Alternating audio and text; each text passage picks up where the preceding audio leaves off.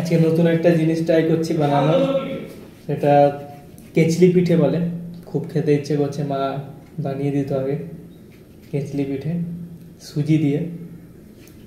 তো আজকে ট্রাই করছি বানানোর। এই যে এরকম হয়েছে, বানানো প্রায় কমপ্লিট হয়ে গেছে। আর এখানে দুধ ফুটতে দিয়েছি।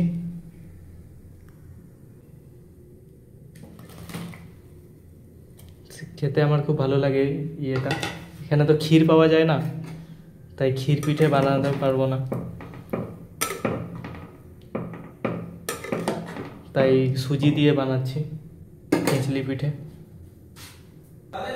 একটু কালারের জন্য একটু আমরা চিনি গরম করে নিচ্ছি, যাতে মানে দেখতে একটু ভালো লাগবে সেজন্য। আগুন ধরে গেছে চিনিতে, দেখো একটু লালচে লালচে কালার হয়ে গেল, দেখতে ভালো লাগবে লালচে কালার হলে। এরপর আর একটু চিনি দিব, আর এর মধ্যে এলাইচিও দিয়েছি যাতে আর একটু টেস্ট বাড়ে।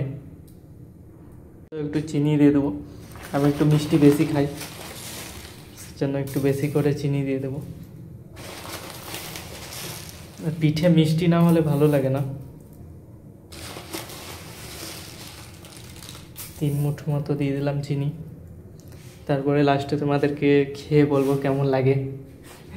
পিঠে রেডি হয়ে গেছে, এই দেখো।